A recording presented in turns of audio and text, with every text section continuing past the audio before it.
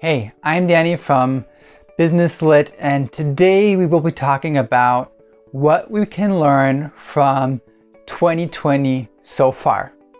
So the first half of the year is over. It's been a crazy ride. It's been definitely 6 months, I think, that most of us have never experienced in any kind of a way. A lot of very unique challenges and things to deal with.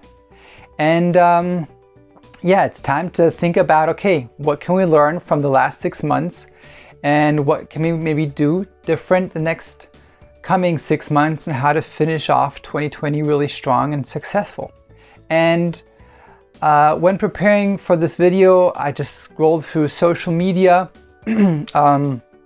yesterday or 2 days ago, and I noticed especially that so many people were just very negative, of course, how things were going this year so far. Like, when is 2020 finally over? I wish 2020 never happened, and just in the whole complaining mode. And I had to think about this one story, and this happened really long time ago. It's a true story, but it happened a long time ago. And there was this dude, he had his own army, about 600 guys, and they were going after this other tribe, you could say, and they went out for a 3-day trip trying to hunt them down. They couldn't find them. They went back to their village, and the worst thing had happened. They got back and their complete village was burned down. Everything was stolen, and even worse, all their wives, daughters, and sons, they were all gone. They were taken, and they were furious. So this dude, the leader of the army and the whole army, they were just completely terrified. We can read they were just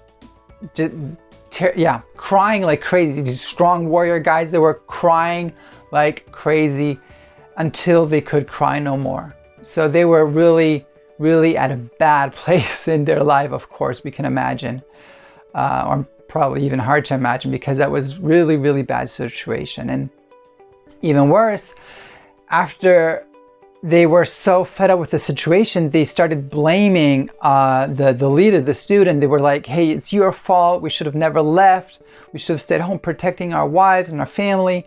And they were about to kill him. They were about to go and knock his head off. And so the leader, this guy, he's like in this very bad situation. Okay, everything's taken away, his family gone, and now actually the people that are working for him, his army, now they're trying to kill him. And he's like, oh, this is not a good situation, of course. And what he does is pretty astonishing, and he takes time and just trying to gets his head straight. And this is a guy that he's a believer, believing in God, and he goes to God and like, hey, God, help me. I do not know what to do. And we can read that he found strength in the Lord. So he actively decided, okay, not going to stay passive and just let whatever happen. He's like, no, I got to take control of this situation. And so he actively got strengthened through the Lord. And then he said, what can I do? Now, how can I get back control of the situation? What should I do? Should I go chase them? Will I find them? Will I catch up and defeat them? And God's like, yeah, do that. And you will find them, and you will actually even save your wife or your wives from the other guys, and your children. And up until then, they didn't even know what had happened with them. They probably thought they were dead. So they got new hope, and that's what they did. They went after them, they found them, defeated them. And the amazing thing is, all their wives, the children, they were all alive. They got to save them. And they didn't even get back all the things that were stolen, but they got all the riches and stuff that the other tribe had, and they were able to take all that, all the spoils, and they ended up with even more than before. But it needed for them to get out of the situation and get active, and not to stay in the defeated mode in a very bad situation, but instead to take charge and go out, take control, and in the end, even get an amazing result.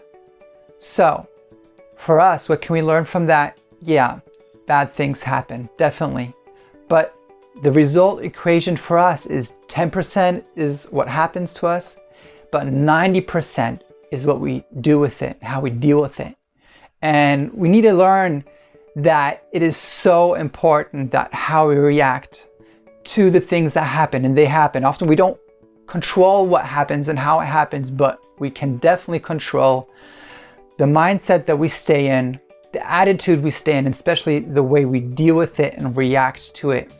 And to get in that active mode and take control into instead of taking a passive mode. So what can we learn? Action steps, as always. Action step number 1, we have to get out of the victim mentality.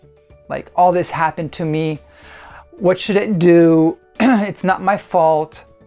Instead, we have to get back into control, in this control mentality. And you decide your results by the decisions you make every single day. So you decide your results and outcome by the decisions you make every single day. And that's how you stay in control and have control of the 90% of the equation that is so, so important. Number 2, you need to open up for opportunity by asking the right type of questions. So instead of asking yourself, why is this happening? Why me? And just being in this victim mentality, ask the right type of question that will open up complete new opportunity. For instance, how can I catch up, get back which was stolen from me? So if this first half of the year things were kind of like stolen from you, revenue went down, crap happened, what can I do? How can I catch up? How can I take back the things that were stolen from me and thrive again instead of dying? So that is the type of question we need to ask ourselves, and we need to open opportunity that way instead of shutting down opportunity with the wrong questions. Instead, create new opportunity, asking the right type of questions. And number 3, a bit more tactical, is what were the pitfalls that you saw you got into the last 6 months? So what were the different things that happened, the way you noticed you did not maybe react in the right kind of way, you got into this victim mentality, or maybe different things that you just reflect back the last 6 months and you notice, okay, if you'd coach yourself, you'd notice, okay, this should go different. This should have been different. These are the things I should learn from. And then take those things and think about, okay, what can I add into my weekly and daily routine that it will be able to avoid the same pitfalls. And if you do that, I promise you will end 2020 really strong. And no matter what comes our way, no matter what happens, if we decide how to take action every single day, we will decide the results, we will take a hold of the outcome, and we will finish 2020 strong. That's what I hope for you, for all of you in your business and your private lives. And I hope this was helpful. As always, comment if you have any ideas, share it with somebody maybe you know that needs to hear this. And if you want more of this type of information, inspiration, and my videos about marketing tips, business tips, subscribe to my channels. And until next time, get your business lit. Take care.